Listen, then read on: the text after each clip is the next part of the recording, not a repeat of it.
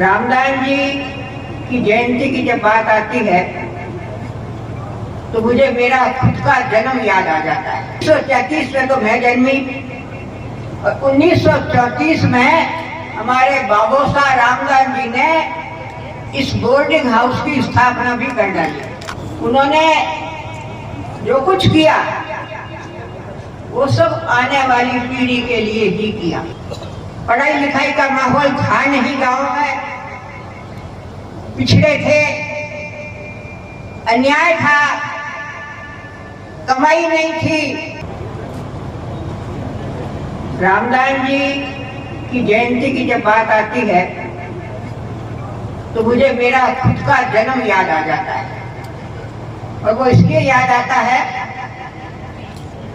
1933 में तो मैं जन्मी और 1934 में हमारे बाबोसा रामदास जी ने इस बोर्डिंग हाउस की स्थापना भी कर डाली। और वो समय कैसा था, उन्होंने जो कुछ किया वो सब आने वाली पीढ़ी के लिए ही किया। सच बात ये है कि हम जयंती तो मनाते हैं, मूर्तियां भी लगा लेते हैं, मन में सम्मान भी उनका रहता है, लेकिन हमारे जिन जन सेवकों ने हमारी उन विकट परिस्थितियों में इस आने वाली पीढ़ी के लिए क्या क्या सुविधाएं उपलब्ध कराई, क्या क्या सोच मन में रखा, हम इन सब बातों को भूल जाते हैं। तो बंधुओं, सच बात तो ये है कि जो कुछ उन्होंने किया अपने सोच के साथ, हमें क्षण क्षण पर उनकी उस बात को याद रखना चाहिए या उसी पे चलना भी चाहिए। आप कल्पना कीजिए कैसे विकट परिस्थितियां थी, थोड़ी सी हमने भी देखी थी हमारी उम्र में। जागीरदारी प्रथा थी, पढ़ाई लिखाई का माहौल था नहीं गांव में, पिछड़े थे, अन्याय था, कमाई नहीं थी और बच्चों के पढ़ने का तो प्रश्न ही पैदा नहीं हुआ। अब उस समय में उन्होंने जो कुछ किया, मैं समझती हूँ वो इतिहास आज यहाँ हमारे कई वक्ताओं ने आपके सामने रखा है। लेकिन मेरा सुझाव इस संस्था के लिए एक है कि जब भी हमारे बच्चे यहाँ एडमिशन लें तो कम से कम संक्षेप में बाबोसा रामदास जी की जीवनी के बारे में बहुत संक्षेप में इन बच्चों के सामने रखा जाना चाहिए। क्योंकि मैं इस बात को जानती हूं कि लंबी चौड़ी कहानी लिखेंगे ये कोई बच्चे पढ़ने वाले नहीं।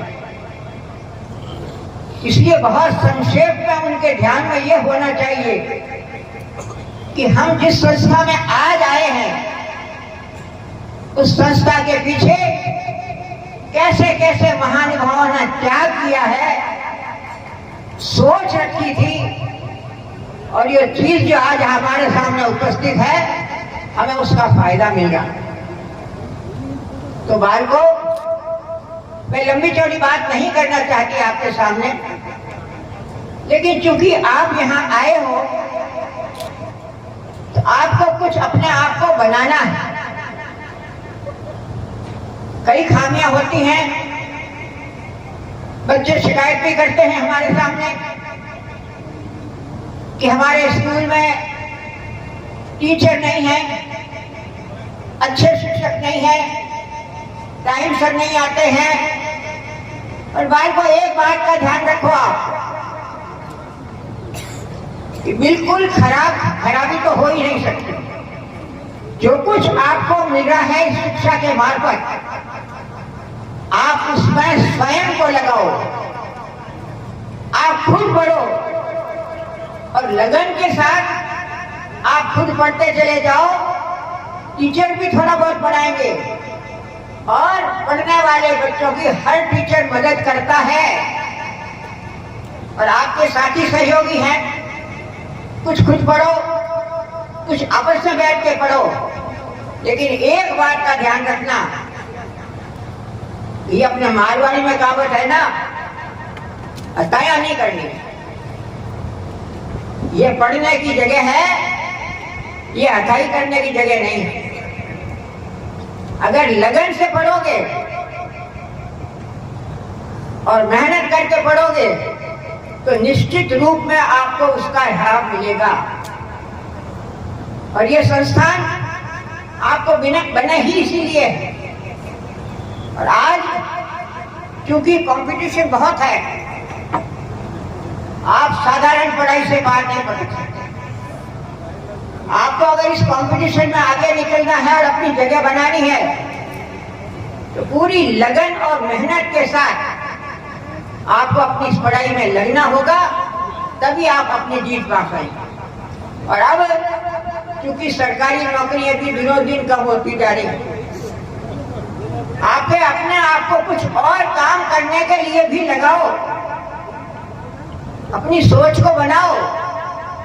और जब तक आप खुद लगन से नहीं करोगे, अच्छे व्यवहार से नहीं करोगे, तो आप जीवन में सफलता प्राप्त नहीं करोगे। जीवन में सफलता प्राप्त करने का दो ही मंत्र है, ईमानदारी से निष्ठा पूर्वक अपनी मेहनत करते चले जाओ तो निश्चित रूप से आपको कुछ न कुछ मिलेगा।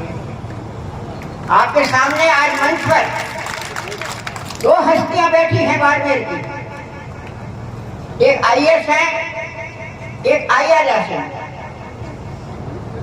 इन्होंने भी कोशिश कुछ और की थी, ये डॉक्टर भी बन गए, डॉक्टर ओम प्रकाश जी, लेकिन बनने के बाद में इनमें लगन ये थी कि नहीं, मुझे तो कुछ और बनना, और पढ़ा और पढ़ने के बाद में सफलता मिली तो आज प्रशासनिक सेवा में आ गए।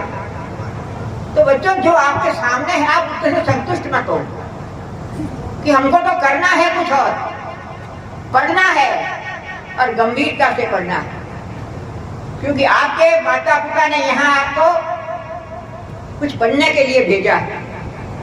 एक और बात मैं आपसे कहना चाहूंगी जो अपने यहाँ के बच्चों को कहनी है, आप अपनी भाषा को सुधारो।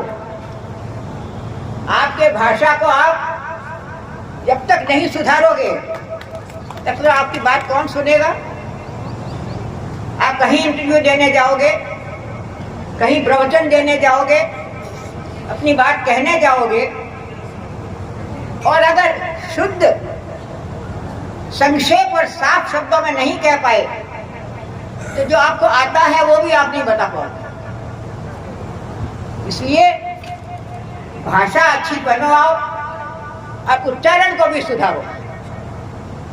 मैं बार बार अपने क्षेत्र के लोगों से ये कहती हूँ, ये कुछ शब्दों का उच्चारण हम गलत बोलते हैं, कहते भी हैं उनसे तो कह रहे नहीं नहीं भाई जी अब या तो यूं ही चल।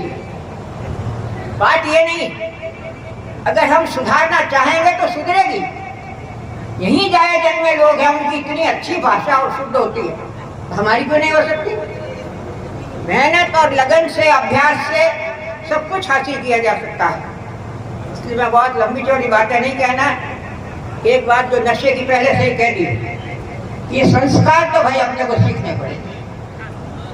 संस्कार के बिना आपका संपूर्ण जीवन नष्ट है और आप आने वाले बच्चों को भी गलत रास्ता दिखाए। हम तो बहुत छोटी उम्र से नशा बंद करने की बात करते गए, अब वो अफीम वाला तो रहा जो रहा, तो जाने कैसे कैसे नशे आ गए कि हमको तो नाम भी नहीं आता उसका। और वो नशा कर कौन रहा है? हमारे युवा कर रहे हैं, जिनसे हमको उम्मीद है कि वो समाज को आगे बढ़ाएंगे, इस देश को आगे बढ़ाएंगे। इसलिए भैया पढ़ाई के लिए लगनशील बनो, मेहनत करो और संस्कारित बनो, अपने भाषा को सुधारो। यही आपके जीवन के निर्माण की कुंजी है। इन्हीं शब्दों के साथ आपने मुझे जो मौका दिया, आपका बहुत बहुत धन्यवाद। जय हिंद।